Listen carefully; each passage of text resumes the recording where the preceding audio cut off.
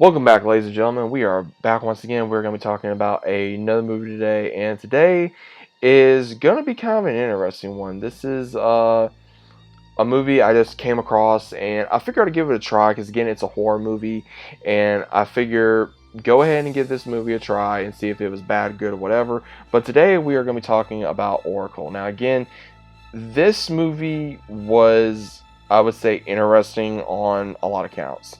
Now, the way this movie is portrayed is we have, I would say, a decent cast.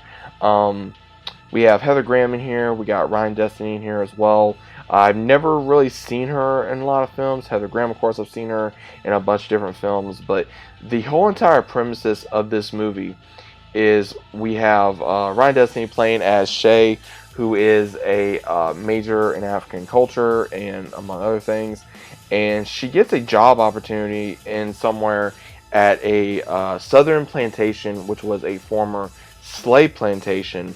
And she's having nightmares about things like that happened way back when. She doesn't know what her connection is with this place possibly, but as soon as she gets there, she's feeling obviously very I don't want to say not just unwelcome, but very just on edge again because of the history about this place and just how weird the kids are when she first meets them. Because Heather Graham plays their mom, and the reason why she needs someone to come out there is due to she needs someone to look after her children while she's at the hospital with her mom.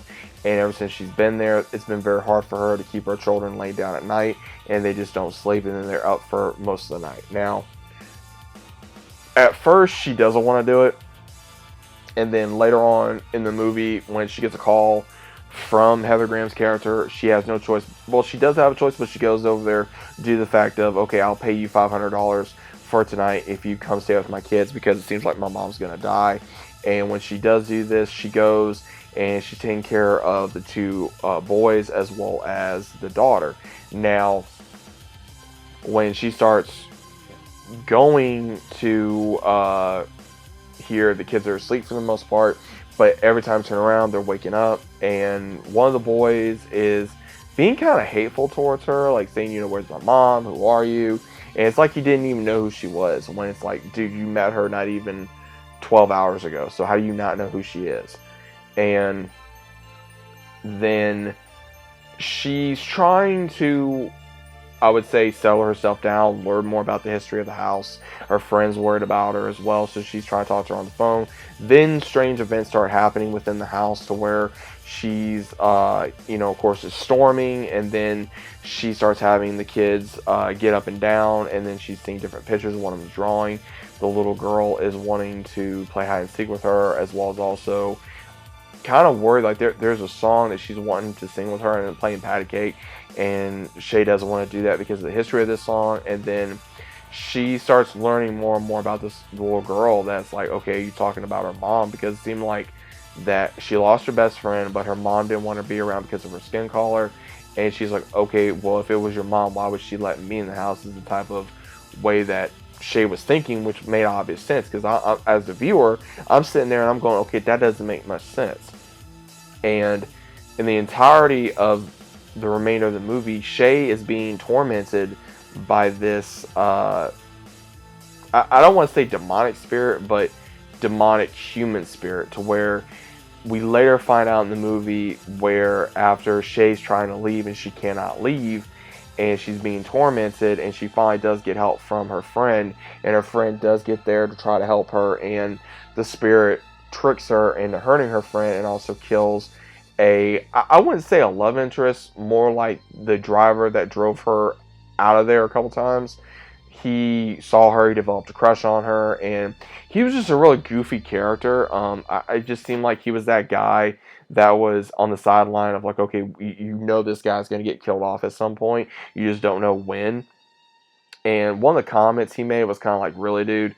Like, because obviously you saw, like, he makes this comment of, they're going up to the plantation, and he sees, unfortunately, these burial sites of, wow, they couldn't even give us a proper burial. And I'm sitting there as a viewer, and I'm going, this is horrible what happened. Again, this is history of what unfortunate slave owners did. And again, it's like I'm thinking to myself, dude, this is not about you. Like, they did not do this to you. They did this to these people.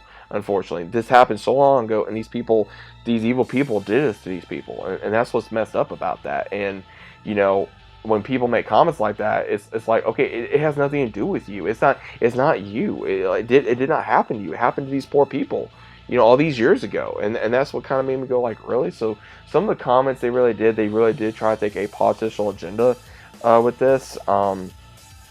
And one of the things that they did, which was really crazy, and I liked how they did this twist. So the twist, there is a big twist in this film, which I am going to get into here in a second.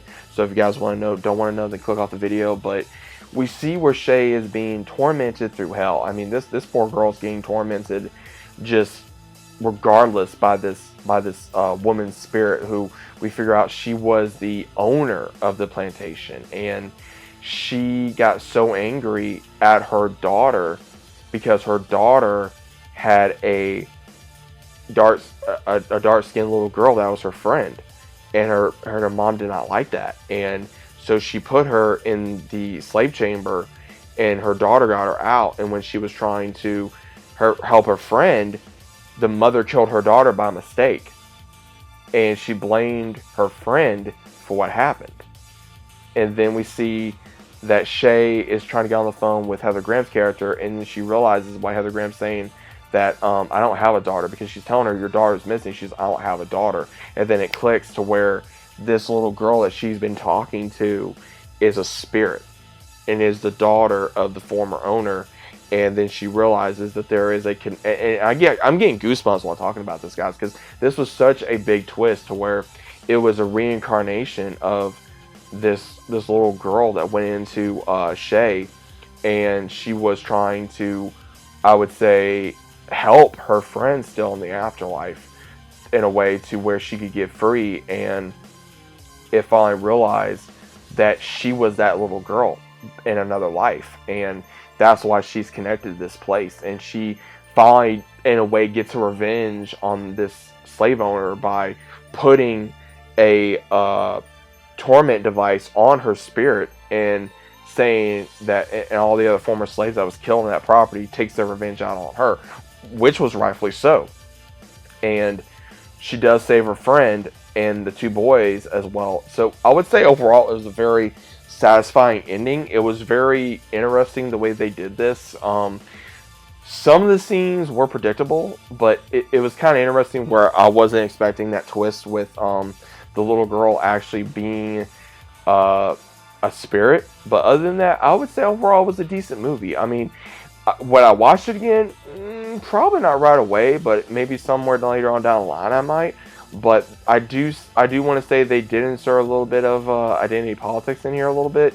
Not too much, but they kind of had to in a way, but they didn't have to say certain things to kind of, I would say, push that agenda. Because again, with this type of history, is a very sensitive topic, but at the same time, they don't have to make it, I would say, I can't think of the right word.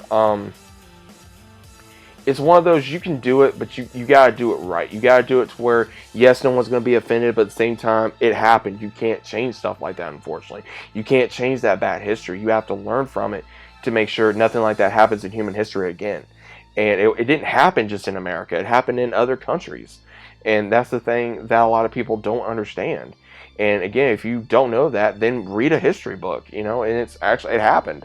It happened in other countries, and it didn't just happen to African Americans. It happened to Native Americans. It happened to Egyptians. Look what Egyptians did to their people. Look what the Greeks did to their people. Look what the Romans did to their people.